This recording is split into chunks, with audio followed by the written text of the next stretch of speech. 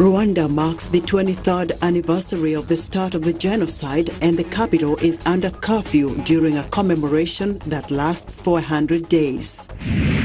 Nigeria's military begins an operation in southern Kaduna state to counter a series of attacks that have left hundreds of people dead.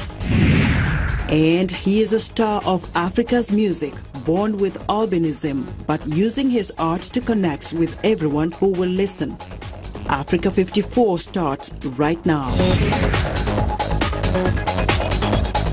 Hello everyone, I'm Chamberlain Uso at Channels Television here in Lagos. Welcome to our show. We'll be bringing it to you from two cities and we'll take you around the continent for some stories. And I'm Esther Ewart of Voice of America, coming to you from Studio 51 at our global headquarters in Washington. Chamberlain starts our program, this time with an important story about the military's effort to bring peace to a conflict area.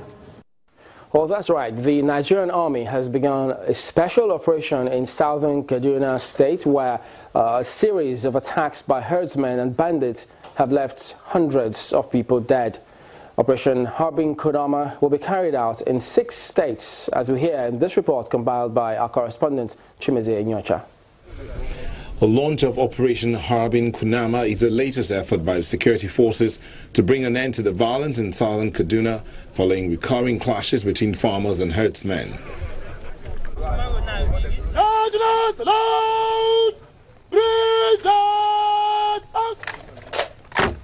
The governor and the army chief inspect a quarter guard mounted in their honor by troops of 1 division.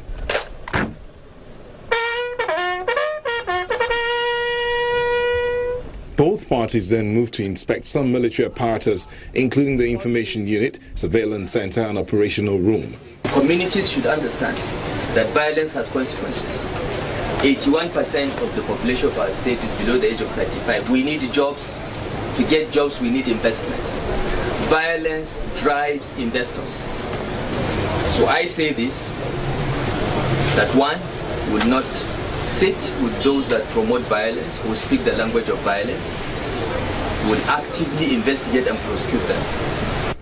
According to the army chief, the operation is part of the army's internal security responsibility, which involves equipping the troops to flush out armed bandits and other criminals from the region.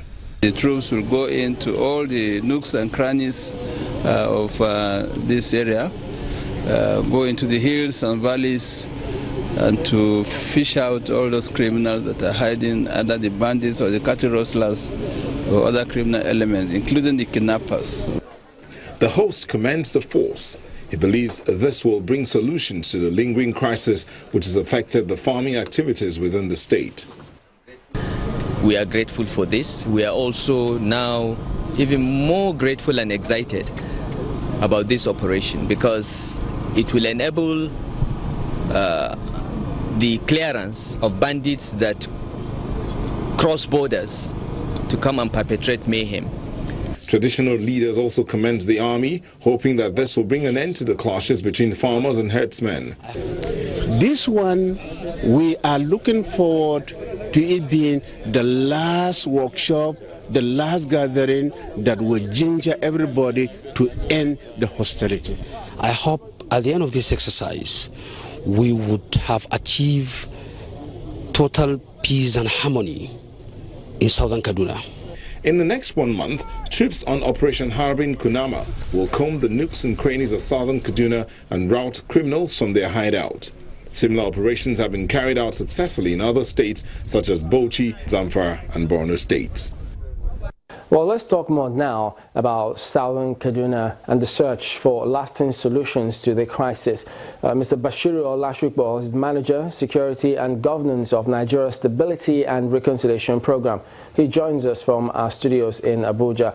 Welcome to the program. Now, looking at some of the scenarios as they are playing out, deployment of heavy military presence in Borno State has brought considerable progress in the war against Boko Haram terrorists.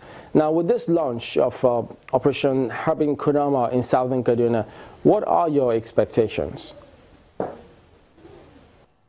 Yeah, thank you very much. I think naturally the expectation is that, well, the tide of violence going on in southern Kaduna will be tamed, and the violence will be considerably reduced, and then peace can return to southern Kaduna so that the people of southern Kaduna can go about their daily activities without fear of being attacked and the general insecurity in the area. Now, beyond deploying military personnel to that particular area, what other mechanisms or tactics should be explored?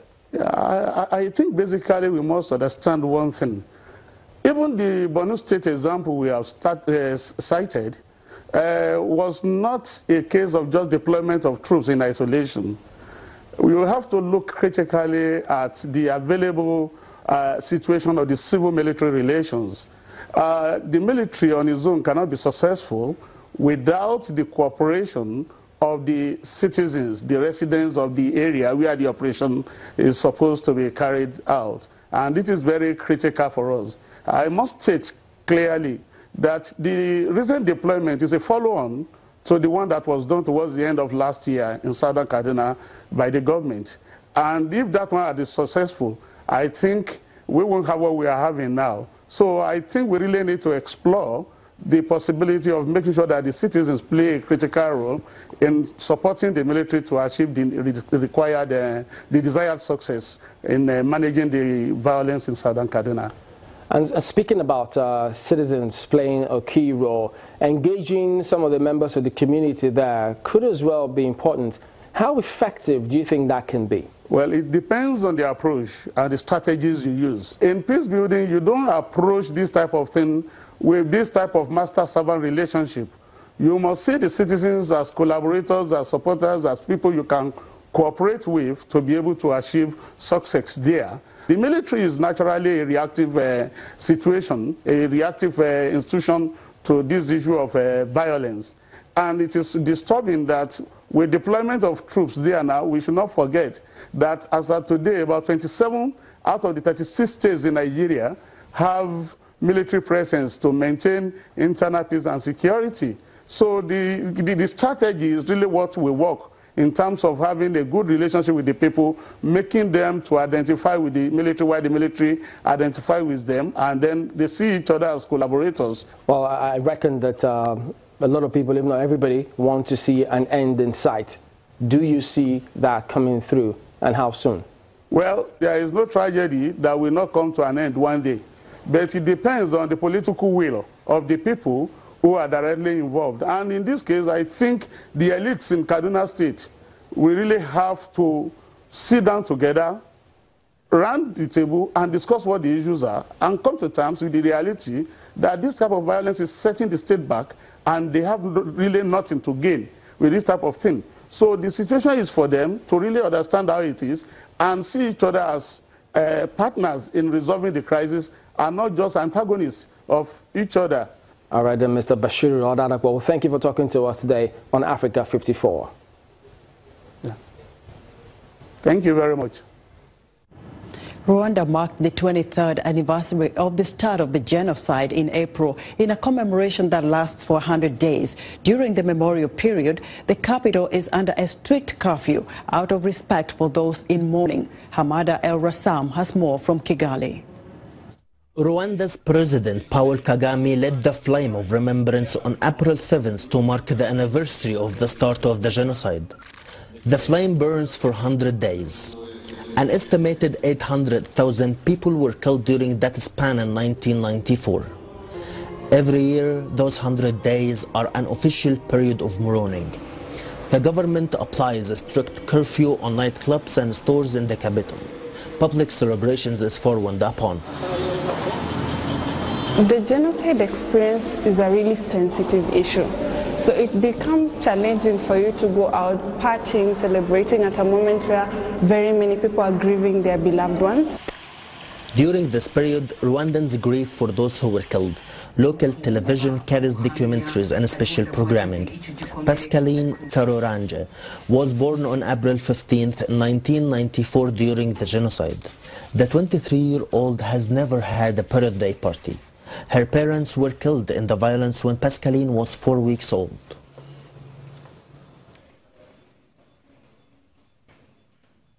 Yeah, this is my mom. Some people told me like I a bit look like her. This is my dad. The rest, like I look like him so much. So a friend of mine gave it to me like a gift for my birthday. It was a good memory. I just feel good. I love it. Yeah. At least I can keep it and something good. The streets will remain quiet until July 4th to honor the dead. However, the city's vibrant nightlife still thrives behind closed doors. Hamada El-Rassam for VOA News, Kigali. We want to know what you think about Africa 54 and the stories we cover. Join the conversation on Facebook. The address is Africa 54 and check out our headlines 24/7 on voaafrica.com. Coming up, in Los Angeles, an African American from Cameroon is publishing a magazine especially for immigrants. We'll tell you all about it after the break.